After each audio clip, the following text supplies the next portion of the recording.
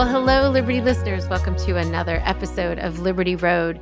Today, you guys get to hear from Chen. And Ellen is not only the co-founder of Mendocino Farms, she is a champion of women and has done so much and continues to do so much to amplify those voices. And so it's really a privilege to have her on the show today. Thanks for joining us, Ellen.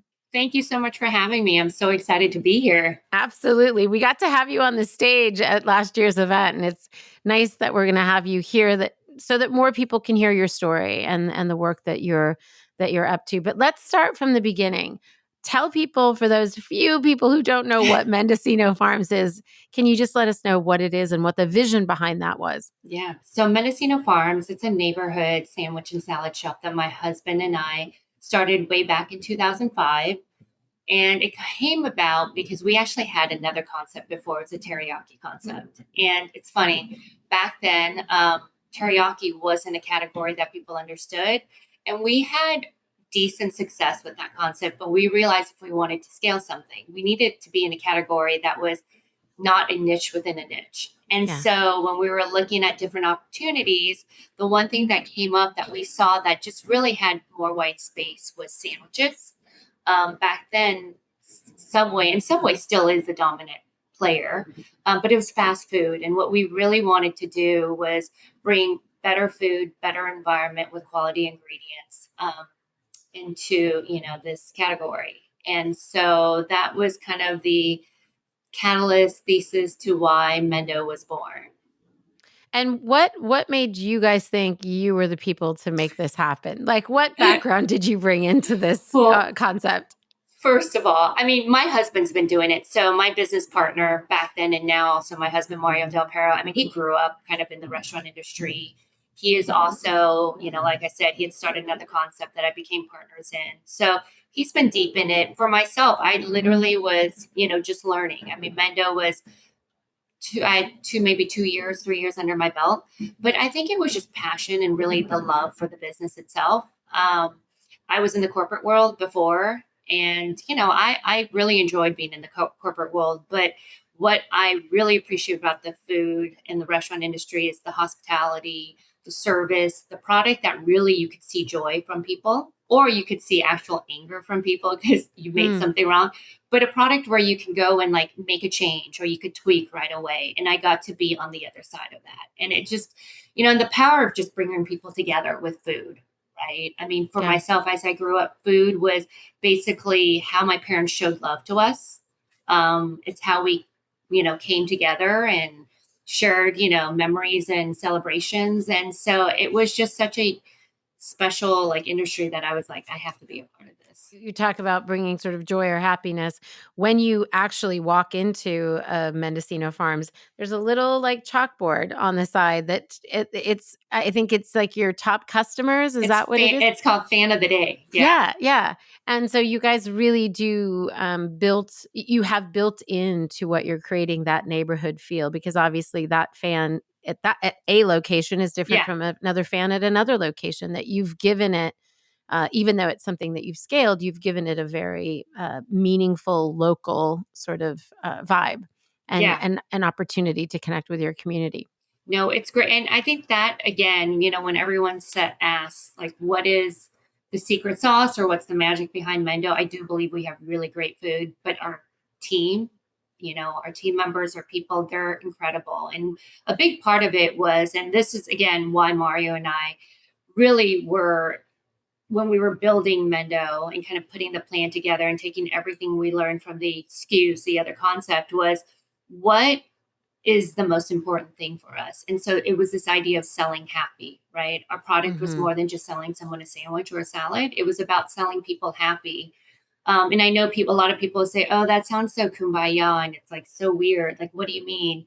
But we were very methodical about it. And what really does selling happy mean when it comes to our team members, to our guests, to our team members, to our vendors and partners, and then to team members and team members. And so we really, and it's not a very sexy word to use when it comes to culture and values, but we operationalized it so that we made sure that every day when someone comes in, with every action that they're doing, with everything that they're, however they're thinking, that DNA is, put into practice every single day. So I imagine somebody's listening to that and saying, okay, I currently have a business, I have a Mhm. concept, I work for a company, I'm on a team, and we're trying to incorporate something that is intangible, like Yeah, happy, and incorporate it in a way that is both meaningful and that we can scale that information. right. First of all, did you come into Mendo knowing that that was like a pillar of the business, or did Yeah. that grow as you guys grew?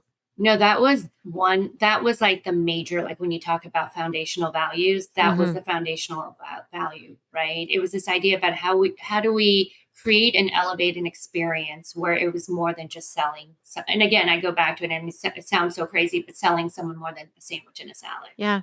And so everything we built, from the environment, to training to even language, because again, when you talk about culture, right, a culture is a group of people who share the same language, values, beliefs, routines, and traditions. And so we really took that and kind of broke it apart and go, okay, what are these things that we can do to create a culture that is really Mendo's, right? Even calling it Mendo is part of that culture. And so it was something that we knew we wanted to do from day one.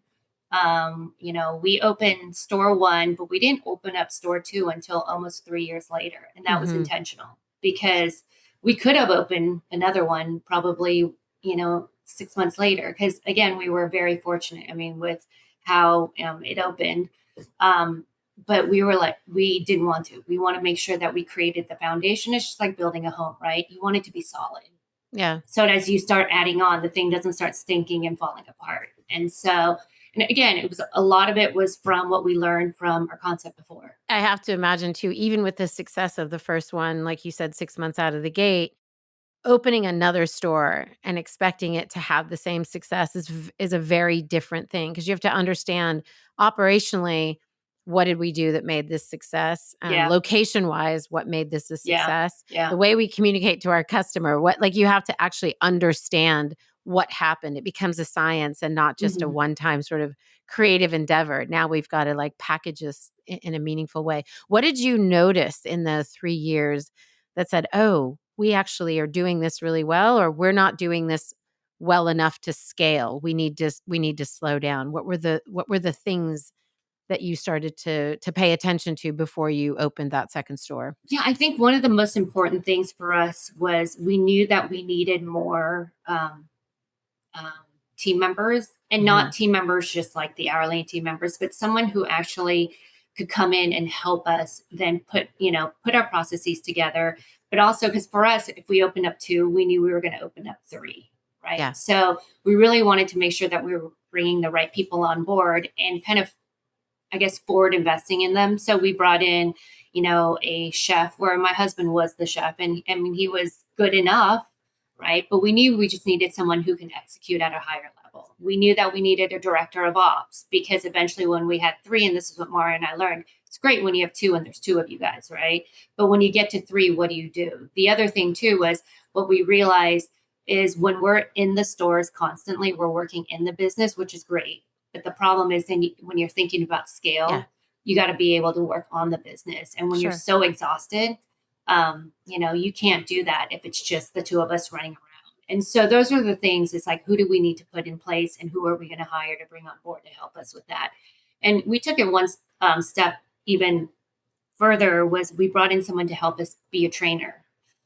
Because for us, again, it goes back to if you really want your culture to be deep and people to really like embrace it from day one and understand who you guys are and why why they're working for you guys, you want their onboarding to be really like, a special moment too. I think Yeah. there's a lot of restaurants where this is their onboarding. You're hired, come in tomorrow. You come in, you get an apron, you get a binder.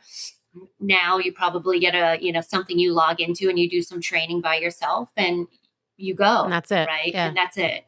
And so when you tell someone go ahead and sell happy, they're going to look at you and be like, oh, what the hell is selling happy? Yeah. And so for Yeah. us, we really created training around it so that they really understood like what does it mean. From the minute a guest walks into the door, how do you do that? Yeah. And why is this a value? Because if that's not the Yeah. home they grew up in, if that's not the culture that they've been around, Right. Right. then you really haven't articulated anything by using that word. You have to explain what that means and what Yeah. the kind of Mendo way is. Exactly. And I think that's where, we asked a lot of our team members, like, why didn't you like where you worked before? Or what was really challenging about it? And they were like, well, they always told us, like, give great customer service. And we thought we were, but sometimes, it worked, sometimes it didn't. But Yeah. to your point, everyone's definition of that word, right, means Yeah. so many different things. And people just want direction and a little bit of structure. And for us, it's about being yourself. So here are the ways you can do this, and you can do it in your own tone, in your own voice, but this is part of your job, right? It's just like when you ring in a cash register and you take money or you run a credit card, that's part of your job.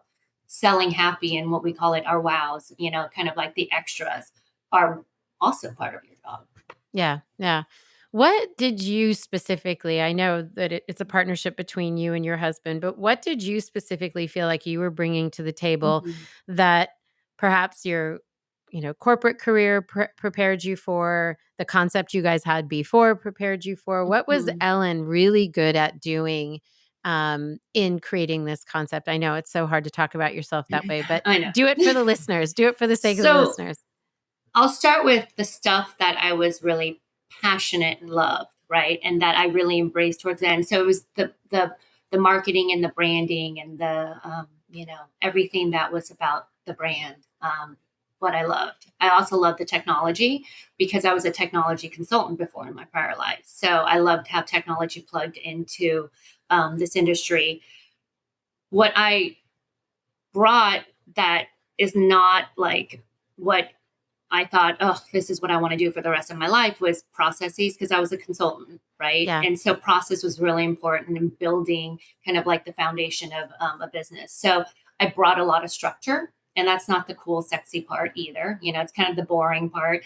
But foundationally, I think that was really important to the growth because we weren't scaling and kind of like flying by our seat. Don't get me wrong. It's like a roller coaster ride, but we had structure, and Sure. I'm very methodical about, okay, if we want to do this, what are all the things we need to do to get there? I think you had mentioned this in one of your podcasts, and Scott Galloway talks about this, right? It's not Uh-huh. about passion, it's about Yeah. talent, right? Yeah. And as much as I never will admit it, I was also the financial person. And so the books and the numbers was what I was super good at. Did I love it? I didn't love it, but somehow but it became almost like a passion because it wasn't that I was so good at it for other businesses, but for Mendo, I was so good at it, right? Because it really gave me kind of like a scorecard or a Mhm. book of how is this business doing and Yes. what are all the different things. Like I can look at a number and go, I know exactly why this is happening. Because not only do I understand it from a numbers perspective, I understand it from an operations perspective Sure. because I worked in the stores, right? So be able to marry those two and then be able to train it and give that, I don't want to call it a gift, but to our GMs to let them own their business, right? So that they could understand it was something that I was really good at. And so even from, well, store one, it was just myself and my husband, but store two, when we started bringing in teams, like our P&L, where most restaurants would say we look at the P&L maybe once a month, we were looking at it once a week because I created a framework for them to work off of. And it became their scorecard. And it wasn't like black and white, like you have to make money or you don't. But it was a great way for them to learn about the business and how it can influence the way they made decisions. And that's what that stuff is. I mean, people don't think that numbers can be sexy, but they're telling a story. They're telling a story. Data points Yeah. are telling you what your next move needs to be, and what it can be, and where there's opportunity. And even with another one, and again, I took all the like very not sexy stuff, right, like HR and compliance. I learned it. I wasn't an HR specialist at all. I knew nothing about HR. I didn't even know like these laws existed, right? But I think the really interesting part is, again, taking things that are black and white and really think about it from a cultural perspective, right? Like how do you infuse these like policies that is out there that's very much like you have to take a break or whatever, but how Mhm. do you make it so it's culturally adopted in a way where it's like, you know what, we're doing this because we care about you. Yeah. right? I don't want you to get injured. And these are all the reasons what we're going to do and how you're going to talk about it. So it was interesting taking things that were pretty much like things you don't think about in business, but making sure that it is part of the business. So all the bad stuff that could happen if you don't do it, don't come up, right? And I would say we were really fortunate um, for a long time because I think we had such great team members, we had such great GMs, we had such great leaders, but really believing in kind of like how we went about, you know, doing things that we really didn't have crazy lawsuits happening in the beginning. Obviously, you know, that always comes no matter what. Yeah. But it was, you know, I think that's a really big part of our DNA is just how we, you know, talk and speak to our team. I love the idea of like flipping the narrative a little bit rather than just these things that we have to institute, these policies are to protect us. It's Hmm. also a way to care for our people and our Yeah. team. And how that switches things up for you in terms of the responsibility that you bear, but the way that you are sharing that with your team, that they are all of a sudden like, oh, they're doing this not just to protect themselves, but to care for us. That's a Yeah. completely different environment. I mean, if only all of us could have been trained in such an I, environment. What do you think when you look back at kind of the course of beginning Mendocino Farms to exiting your day to mhm. day role? What do you think you're most proud of in terms of that was a result of me. That's not just me and my husband and what we've created, but that was very directly a result of Ellen. It's a hard one because I feel like for both of us, everything is so intertwined. Yeah, But I will have to say, like the culture, and I'm going to say that's not, I can't say that that's just me. It's myself, my husband, it's our team. But the culture and how you feel when you walk into a Mendocino Farms is what I'm most proud of. Right. And I think yeah, that's a lot of what I put into it, whether it's behind the scenes, not behind the scenes, like these, you know, um, invisible things that we just talked about. And it's funny, I never shared it that way in regards to like HR or even like the numbers. But I'm proud of those things because uh, at store, I think we're at 75, I think we're 76 now. You know, you still feel that. And a lot of it is in the kind of invisible things that you infuse into the business. Um, and it's still living today. yeah. It's obviously a core value that you've taken with you because I don't know if you remember, but we had lunch some months ago, and it was one of the things you were asking me about liberty, in terms of what I'm trying to deliver and to identify what that Yeah. is. So, whatever you learned and whatever you built over there, you're imparting it to the rest of us. When two people in the same household are working on a single project that's as stressful Hmm. as launching not just a company, but a company in the food space, right? Hmm. That's a whole next level of stress, right? And then you have kids. How did you, and I want to ask this as a parent, not Yeah. not not just as the woman who socially we kind of feel like we bear all this responsibility.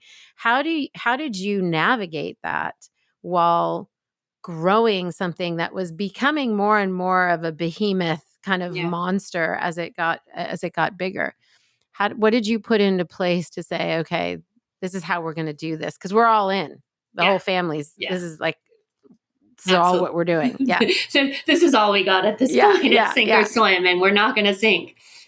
I would have to say, from a very practical standpoint, right, is just my calendar and the way I scheduled myself was literally by like every 30 minutes, right? It's like Mm, everything was about what am I supposed to do? Where am I supposed to be? But really, the priority was where are my kids going to be? I would have to say, in the first couple years, that was a little bit harder. Um, but once they got older, and there was like a certain point where I think I had my second, and I realized I was missing so much of their lives because they were starting to go to school. I think when they were at home, it didn't feel as bad because, okay, mhm. they're playing at home, you know, like there were my milestones that I missed, obviously.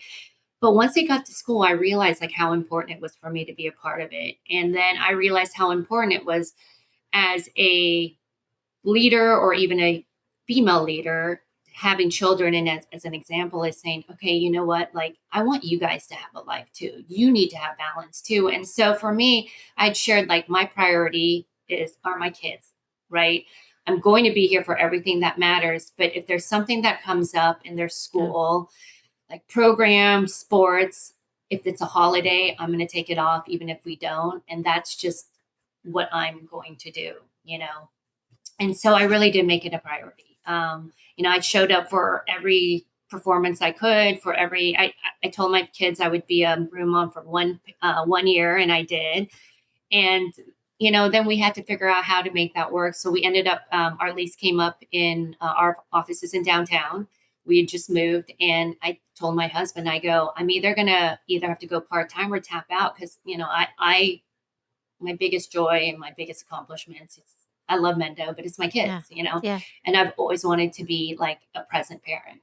And I said, we have to move our offices. If we're going to move, let's move it close to our house. It's it was selfish. It was selfish. But at that time, we also took the temperature of our team, and we were pretty small, and everyone was coming from everywhere. It wasn't going to be further. And it was actually a nicer like environment to be in. And allowing and giving myself that grace to say, let's move it closer to our home, into their school. It allowed me to actually be able to balance it better. Was it Yeah. easy? No.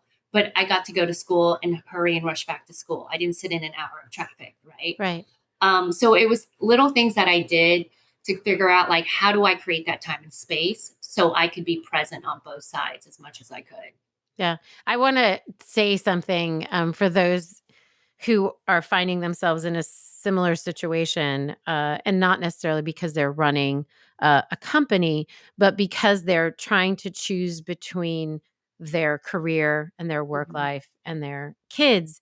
And that when we make those decisions that you called selfish, I would say it's very strategic for you to have been led by your priority and maintain your care for the company. So, in essence, what it allowed, because you said to your husband, "I'm either going to go part time or tap out."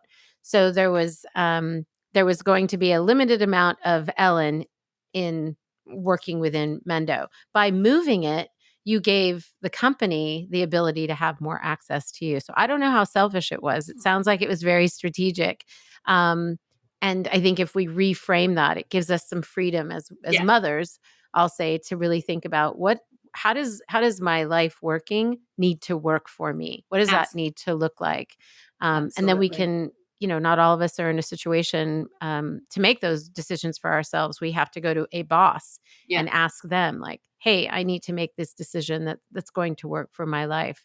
And I think it's good to hear that some people had to do it, were forced to do it, and it worked out well, so that it can inspire us to do the same.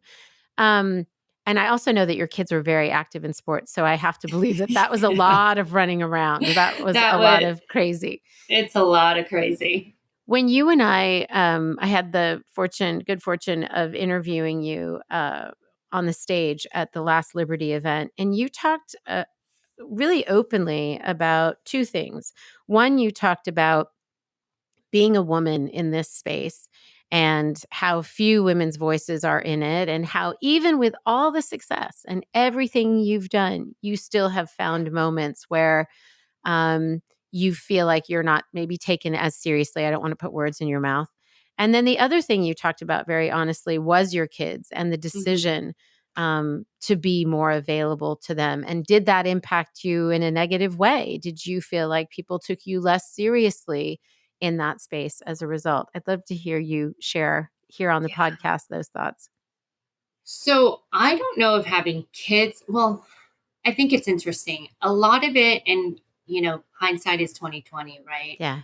Um, I could have been more bold, or been more like, you know, uh, I could have owned it more, right? But I let certain things go. I just pushed them away. And it's like, well, are they thinking that? Are they not thinking that? But I always felt like I had to prove myself to be Yeah. more than that. Just, like, but it took a while to kind of let those guards down. And it's hard. I mean, it's still hard even today. Um, I look at it, and, we go on this one, I don't know, it's a retreat, like an annual retreat with, our one of our PE companies, they put together all their restaurant portfolios. And, there's about 25 of us. I'm still the only female, and they've been doing this for, I don't know, the last 10 years. So, Wow. and it's interesting because every year I go, I think I'm going to be more confident and I'm going to be more comfortable, and they're going to look at me more seriously because, of all these things. And I still feel like they're pacifying me. Like, oh, I'm Mario's wife, like she didn't do this, he did. So I don't know if that's imposter syndrome. I don't know if that's me. I don't know if it's real. But I have to remind myself, I had the outcome that they're all striving for. I built a business just like they are, and I deserve to have a seat at that table. Sure. And so every year that I say I don't want to go because I feel this way, every year I go because I know it's important to show my face. And I need them to know that, listen, someone else that doesn't look like you can sit at this table with you guys. Yeah. Right. So I put myself in those uncomfortable situations and positions just to make sure, like, again, we're representing. Right. Yeah. So I don't know. Like, I work at it every day. And I would say it's probably a combination. Like, it's probably a combination of you feeling it within yourself. It's a combination of them projecting those things onto you. It's a combination of um, kind of what society has created for us and Mm-hmm. the roles that we should step in, and what does it mean when a woman is sitting in this room. And I think there's ego involved. I think there's fear. I think there's a lot of There's things a that lot, play in. and unfortunately, I don't think I'm too far off that it's, so again, I'll use this example. We were in the bus, we were going Mhm. somewhere to an event with, and all these guys were, and they were talking about the last restaurant conference they went to. And they're like, oh, it was all about diversity and diversity. And then why did they have this female founder speak? Like, and I'm sitting there and it's dark. So I think they forgot I was in the car, or they just Yeah. forgot I was there, maybe. Right. I'm thinking to myself, are they really Hello. hello? Like, hey, are you still thinking this way? And that really is, you're saying this out loud, and, they're all like agreeing with each other. And, this is a moment where I have to ask myself, should I have said something or should I have not? I, I, I I ended up staying quiet because earlier in the day I'd already made a little bit of a aggressive comment that they made that was very much about, like, women. So, Mm. is something Mm. related to that. So I'd already like made my stand, and you could tell everyone was really uncomfortable, and they're like, "Holy shit!" Is she Excuse gonna my say language. something else? Yeah, Yeah. yeah, yeah. And so I stayed quiet because I was like, "Okay, I can't be that again." But I keep thinking about it because I'm like, I should have said something. I should have just been like, "Really? Is that really how you feel?" Yeah. Um, so, I'm just like, this is what I love. 5, 10 years ago, I did not have this support group. There was no networking with women leaders, all of these great things that we see today, events like what you're putting together. And so I love that there is this, so that there is more representation. There is a platform where we can share, where we get highlighted. And so it's important. And I never had that in the beginning of my career. There was none of that. There was barely any female founders, in this space. One of my good friends is Susie Sarich of Susie Cakes, and I Yeah. found her. We found each other like 8, 10 years into our careers, so we didn't even have each other in the beginning. We found each other kind of like towards, a little bit later, and so it was so nice to have her in my life and continue. She's still one of my, really good friends. It is amazing to have somebody who can mirror those things back for you, but also in the situation you talked about on the bus, that you can go back and say, "What would you have done? Should I have? I don't wanna be the, like, angry, crazy woman that's, like, saying things all day long because 'cause I'd already said something else. But if I don't say anything, like, how do we expect that the women that are coming behind us are gonna how do we Yeah, make progress, right?" So yeah, there is some real tension there, and I think it's easy to minimize those awkward moments and the yeah, tension in them, and trying to treat them. If you sometimes you risk by saying something, you risk them shutting you out altogether, and you yeah. you It's like you this haven't delicate done. Yeah. it's this delicate balance, and obviously I've not gotten it right yet, but I do. It's funny, after that happened, I asked my husband, right, we got off the bus, and I was like, am I crazy? What should I have said? And then later, of course, I started calling my girlfriends. I'm like, can you believe this? And, and my big thing to them was, how would you have responded? Yeah. Because I want to learn too. Did anybody say anything different from what you did, or were they all like, no, I get the situation you were in. I get the Most people were predicament. like, I get the predicament you were Yeah. in. Yeah. Yeah. Because it's So, easy to say you should have, and yeah, it's harder when you're in those moments. And I think two things: one, it makes what you're talking about for those of us who can be together and lift each other up and encourage each other and give each other sort of the strength to show up in those awkward situations, but also to find our male allies, right? Who are those absolutely. people who will speak on our behalf in those Absolutely. spaces when we're not there, or when we are there and we're singled out. Yeah. Um, and so I think there's an opportunity for that as well. Talk about your kids now. Like when you decided to exit from the day to Hmm. day of Mendocino Farms, or Mendo. I'm going to call it Mendo now, Yeah. so I can be cool. I want to be in the You can cool call it club. Mendo. So what led to that, and how Yeah. did it feel to step into that?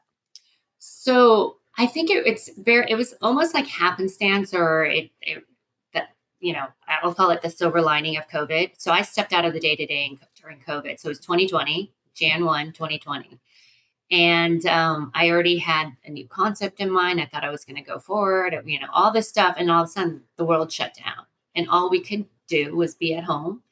And I loved it because, again, I was never able to be so present in my day to Yeah. day with my kids. We always had a nanny. Um, you know, my nanny would take my kids to the doctors. My kids, sometimes they would take them to like whatever they had. And so now I actually got to be a part of their lives every single day from the minute they woke up to the minute they went to bed. And I realized like how important that time was. And it was a gift, right? As Yeah. horrible as what was going on in the world, the gift that I got was time. And so I decided that I was going to put everything on, not, and I shouldn't say put everything on hold, but if I, a business or whatever it was, my priority was going to be, my job was up to be a mom. And there's nothing wrong with being that. Yeah. But that was going to be my first priority. And my goal was to get my son graduated. I want to say he was a sophomore during COVID. So I was like, okay, I only have 2 years. And honestly, like that went by so quickly. And then when he graduated, look back and I'm like, here's my daughter. I've got a year and a half with her. She's a junior now. Yeah. And I just, the thought of like, why would I not want to be a part of what's happening in a time where it's so stressful for her, where there's so much going on and the world is so crazy? Yes, it is. Why would I not want her to be my priority? Right. And it's been so nice because I do a lot of things in terms of like, I invested, I sit on boards, I advise, and I help others. But at the end of the day, I control my time. And Yeah. so the priority is if my daughter has this or that, instead of feeling stressed, overwhelmed, guess what? Like, she's the first person on my calendar. If something comes up, I'll say, no, I'm so sorry, I can't. Or if she has something that comes up and I already made a plan, and I'm not saying I like to flake all the time, but I'll say, hey, can we please reschedule? Because my daughter has this thing, Sure. and I would have done that for work. Yeah. And so it's been so great because, my son's in college now. It's crazy. He's a sophomore and we're still really close. We've always been close to it. I've always been very fortunate, but I do believe it's like that time that you put in that, I get a lot out of it. Yeah. I mean, it makes sense, right? Right. Whatever we put into anything, we get Yeah. that out of it. So now you're coming up against another interesting season of life where Mm-hmm. empty nesting is around the corner. And I don't know what that totally means anymore because I kids don't are either. coming back, especially for those of us who live in LA. It's like they can't afford not to come back. No, I know. But I was actually interviewed on a podcast recently, and the woman asked me about the stay at home mom sort of scenario and how I felt about that. And I said, look, part of liberating oneself is that you get to do what you want to do and you feel like Mm-hmm. you are called to do in that moment. But I said the what I'm seeing is that when a role ends, right? It could be a relationship if they were partnered, it could be as a parent as these kids go off. That's where women start to feel really lost. This is just in Mm-hmm. my experience. Like my role, the thing I did every day, how I identified myself is now gone. Mm-hmm. Now what do I do? And this seems to be a new season and a new opportunity to reinvent. And I don't like the word reinvent, but to redefine what the future Yeah, looks like. I don't think we reinvent. I think we take everything along with us, right? It's a absolutely. continuation. We're evolving. We're evolving. So when I started to hear people say, I want to step away from something, or I don't think Mm-hmm. I took a 15-year gap to raise kids, or Yeah. I'm not ready for any big shift in my life, but I know something's missing and I feel like I'm antsy. I want to do something. What is Ellen Chen, who knows what busy looks like and knows what starting a concept um, and growing it looks like? What is she looking forward to as that empty nest thing is around the corner for her? You know what? It's interesting. I was just talking about it at dinner last night. And yeah, there is a little bit of antsy because again, a lot of our identity is tied to what we do, right? Yeah, And so a big part of even these last years that I've been out of the day to day is trying to figure out how I can not say this is who I am because I did this. It's this is who I am because this is who I am. And these that's are right. all the things that I stand for. And that's taken a lot of work and I'm still a work in progress. And so honestly, in this next chapter, I don't know what it's gonna bring.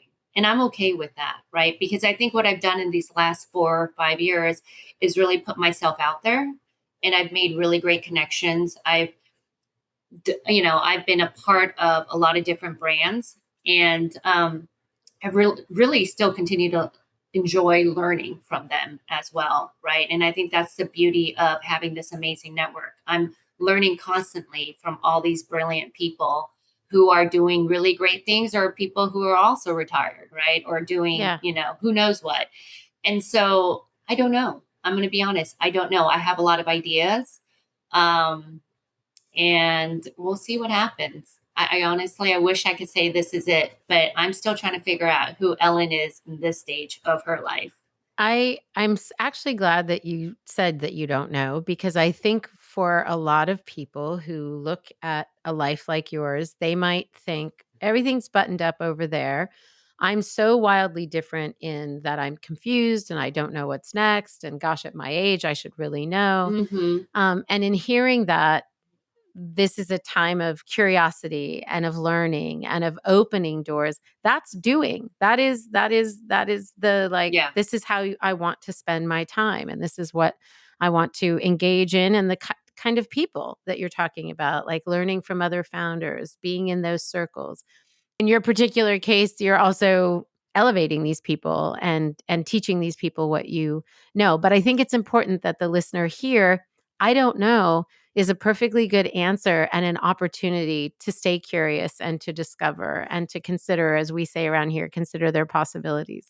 absolutely. There's so many possibilities. I mean, I know the one thing that I will continue doing, and the one thing that I really love doing is supporting and championing women, Mm, in business because I know I didn't have that. And so I love to give back and be able to have that be part of my life. And I know if there's something else I'm going to start or whatever it is, this will be still a big part of my life because it's hard.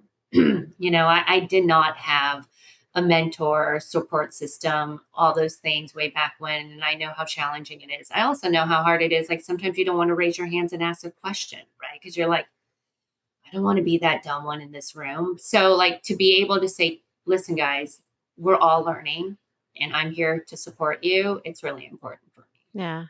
I'm so grateful that you're doing that, and keep doing it. In fact, don't come up with another concept. Just keep being available for all of us that need that wisdom. And that's another part of this. I think this is a season when we do step into our wisdom and we want to be able to share it with the world. And it's a very natural part um, of maturing. Right? Is that Yeah. is that the word we're going to use? No, it's Maturing. totally true Yeah. because you know what? Like, I don't need the limelight. I don't need to create something for the ego. I'm going to create something because I'm really like, it's Mm, something that I really care about, right? If I do it again. Um, and so, yeah, if there's anything I can do, I'd love to prop up other people. that's awesome. Thank you for that. Now, you've just evidenced how you're liberating other people by supporting them.